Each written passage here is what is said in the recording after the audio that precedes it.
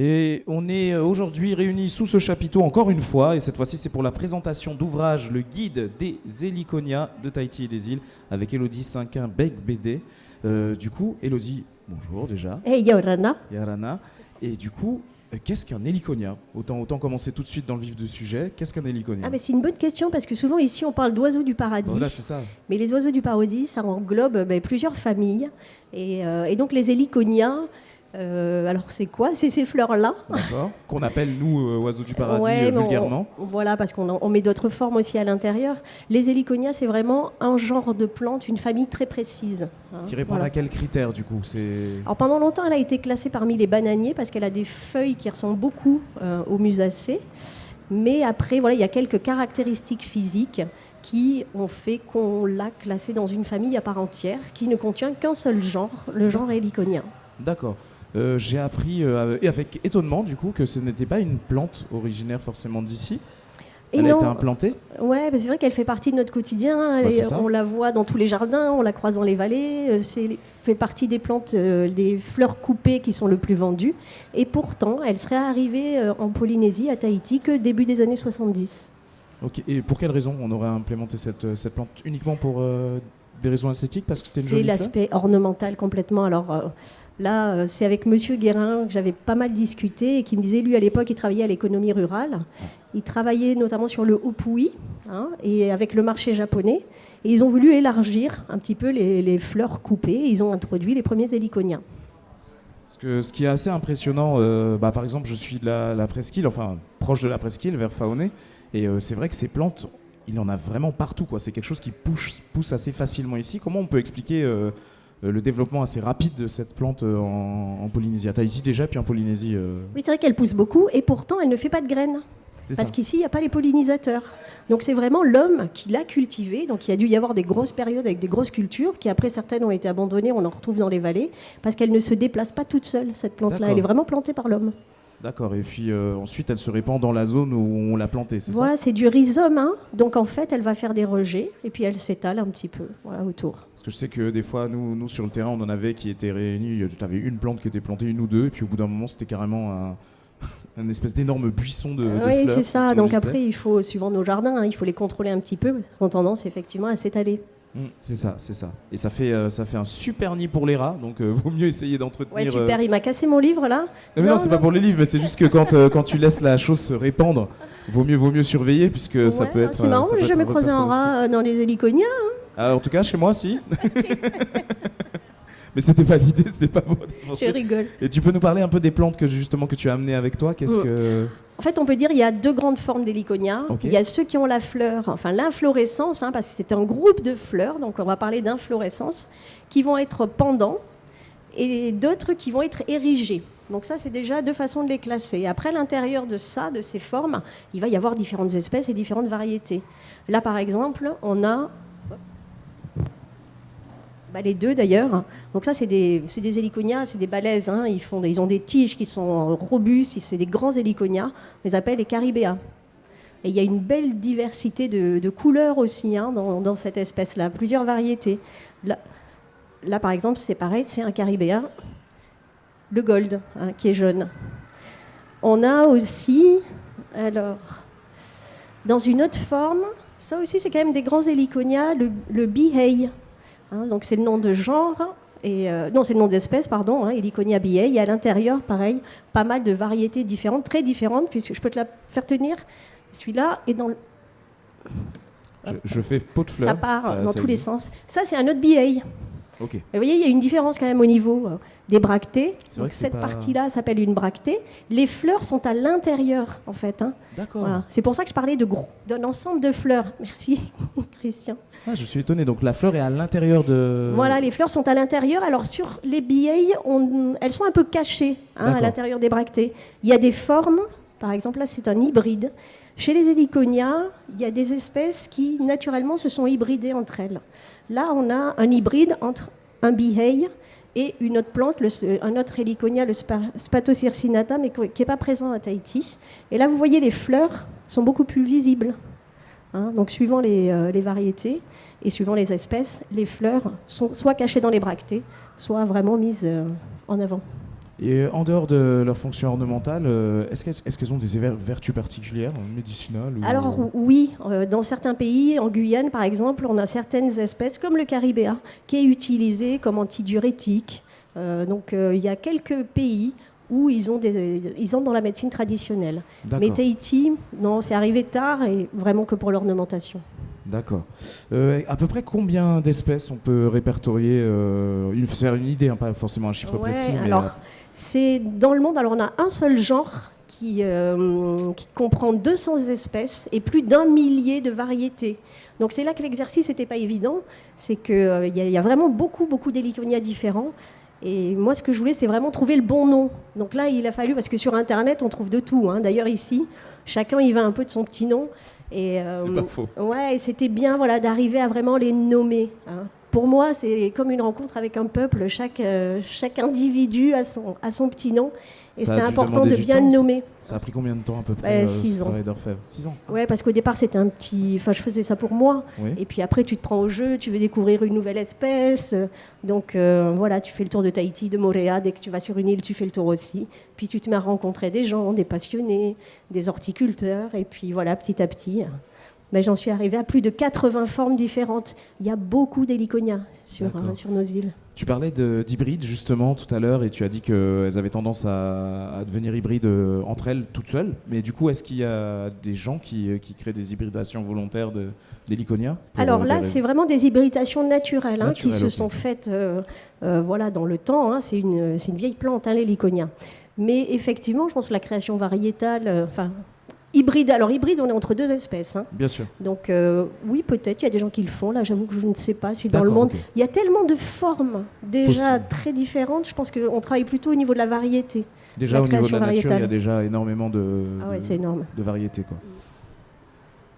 Du coup, comment on disait tout à l'heure, c'est fou comment ça se développe assez rapidement, on en parlait tous les deux. Comment tu peux expliquer que ça se soit répandu autant et aussi facilement en si peu de temps au final sur... Alors c'est une plante qui vient d'Asie, n'importe quoi. C'est une plante qui vient d'Amérique centrale. Hein. Donc au niveau des conditions climatiques, là on est dans du tropical aussi. Donc elle retrouve en fait les conditions qui sont propices à son développement. Et elle aime bien, c'est vrai que le bas de vallée, là on peut voir, si vous allez vous promener un petit peu, vous pouvez tomber sur des espèces incroyables, immenses, robustes, bien vertes. Donc, elles retrouvent quand même des conditions qui ressemblent à celles de leur pays d'origine. Sauf qu'ici, on n'a pas le pollinisateur. Qui est Alors, en Amérique centrale, c'est le colibri. C'est le colibri qui pollinise les fleurs d'héliconia. Donc ici, il n'y est pas. Et il y a quand même 5 espèces qui sont natives du Pacifique et qui, elles, ont comme pollinisateur la chauve-souris. Donc, ils n'ont pas développé toutes ces couleurs incroyables des formes qui sont originaires d'Amérique centrale. Vu que la chauve-souris, elle, pollinise pendant la nuit, la fleur n'a pas eu besoin de se colorer. Donc en général, ils sont plutôt verts, un peu rouges, et on trouve qu'une espèce ici qui vient du Pacifique. C'est pas celle qui a été prise pour l'ornementation. Ouais. D'accord. Et du coup, ce travail d'orfèvre que tu as fait, le guide des héliconias, tu penses que tu as encore des choses à découvrir, des plantes à découvrir qui pourront certainement gonfler une nouvelle édition du guide?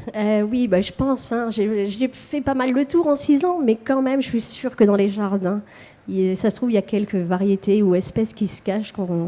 Donc n'hésitez pas, si vous en avez chez vous, des fois vous en croisez une qui vous paraît un peu différente, prenez-la en photo, contactez-moi. Je serais ravie d'échanger sur ça. Du coup, c'est la première édition, mais c'est le début d'une longue série. J'ai mis avec 6 ans. Avec les nouvelles éditions, tous les 6 ans, allez, à grand coup de 12 ans, 24 ans. En tout cas, ça a été une très belle aventure humaine aussi, florale, mais humaine. Parce que tu as fait beaucoup de rencontres dans ce contexte-là, j'imagine. C'était super. Et puis les gens qui t'ouvrent leur jardin, leur parcelle, leur culture, c'est vrai que c'était assez riche, c'était incroyable. Tant mieux, tant mieux. Alors, du coup, est-ce qu'il y a des gens qui ont des questions à poser? Il y a une petite question là-bas. J'arrive. Le temps de poser ma plante. Enfin, la plante, ce n'est pas la mienne. Merci Elodie. Moi, j'aimerais bien que tu nous montres celui qui est un peu courbé là, celui que tu as, celui-ci. Non, celui qui est un peu courbé, celui-là parce qu'il est quand même très beau. Et que tu nous dises ce que c'est, mais j'ai également une question. c'est aussi une activité d'horticulture pratiquée par des gens dont c'est le métier, qui vendent des fleurs coupées au marché qu'après on retrouve en bouquet à acheter. Est-ce que tu peux nous parler un petit peu de cette activité? Il y a beaucoup de planteurs, comment ça marche? Quels sont les volumes des productions? Alors là, ouais, au niveau des chiffres, alors effectivement, hein, c'est une des principales fleurs coupées de Polynésie aujourd'hui. Donc il y a pas mal d'horticulteurs, il y en a des très gros aussi hein, en termes de production d'héliconia. Je n'ai pas les chiffres. Hein, et ça, d'ailleurs, au niveau de la direction de l'agriculture, je sais qu'ils y travaillent. En tout cas, il y a 2 ans, ils tournaient pas mal ils n'ont pas les données exactes. Ils essaient de récolter. Justement, il y a un gros travail qui se fait autour de ça, autour des fleurs coupées. Et celui-là, alors, il est assez étonnant. J'ai amené, là, il est tout jeune. Hein. Lui, c'est Heliconia mariae. On l'appelle le steak. Voilà, parce que l'inflorescence est vraiment immense. J'en ai même croisé une qui faisait ma taille. Bon, je ne suis pas très grande, mais pour une inflorescence, c'est pas mal quand même. Hein. Et je l'adore. Il a des feuilles qui sont magnifiques. Les feuilles sont quand même plus épaisses que celles des héliconias qui sont le plus commun. Et avec une belle nervure centrale qui est rouge. Ouais, c'est un super bel héliconia, très grand. Hein. Lui, il est grand. Hein. Et il fait vraiment une très très grande inflorescence. Alors tout à l'heure, je disais qu'en fait, ils n'ont pas leur pollinisateur, donc ils ne font pas de graines. Alors, vous le verrez, il faut lire le livre. En fait, celui-ci, quand l'inflorescence est vraiment arrivée à maturité, il doit s'auto-féconder parce que tout le long, on va retrouver des graines. C'est une graine bleue électrique. C'est une jolie graine, hein, la graine d'héliconia. Et lui, c'est une des rares espèces qui fassent des graines, donc qui soient capables de s'auto-polliniser. Merci. J'ai une autre question, j'en ai beaucoup, mais je laisserai la parole aux autres. La DAG avait, me semble-t-il, une collection. On en est où? Ben alors là, la DAG, ils sont en plein changement parce que la station horticole va être déplacée. Donc il y a 2 ans, j'avais fait un inventaire variétal justement de tous les héliconias qu'ils avaient à la DAG et puis un enrichissement derrière. Donc je n'ai pas eu de retour encore. Ils sont en train de tout arracher, attention, hein, pour replanter derrière au niveau de la station horticole. Donc j'espère que la collection est encore bien en place. C'est à Papara et ça sera déplacé derrière le golfe d'Atimaono. Voilà. Ils ont commencé les travaux, donc tout est en cours. Bonjour. Ah, bonjour. Tu as parlé tout à l'heure qu'il n'y avait pas de graines de fruits. Ouais. Donc là, apparemment, il y a quand même quelques variétés qui font des fruits. J'avais en tête je ne sais pas si c'est l'espèce Hirsuta.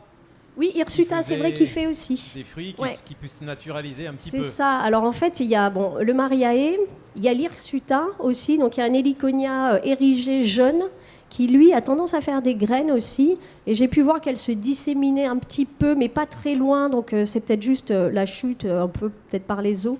Et on a les Psittacorum aussi. Donc celui-ci, où... Oh là là. Je vais mettre là.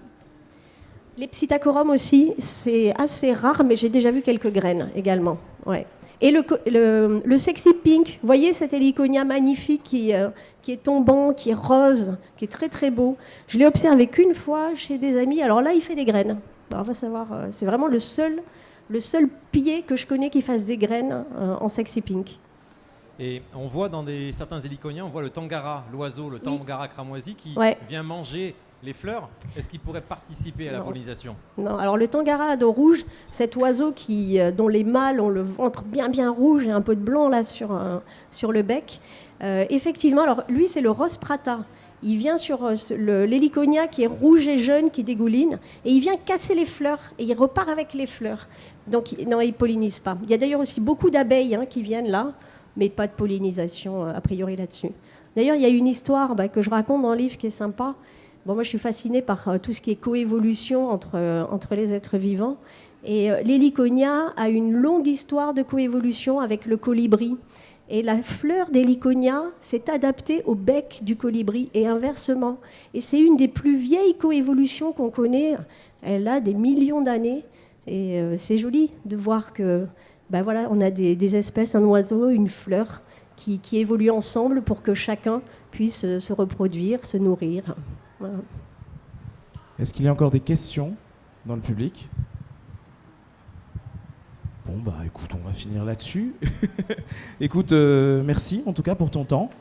Merci à vous. Et puis un grand merci encore à Christian, Robert et au Vent des Îles de m'avoir fait confiance pour ce livre. Ce guide que vous pouvez retrouver, comme on vient de le dire, au Vent des Îles. Donc n'hésitez pas à faire un petit tour pour prendre votre exemplaire. On applaudit bien fort, s'il vous plaît, encore Élodie. Merci. Et du coup, on va passer tranquillement à la suite de la programmation.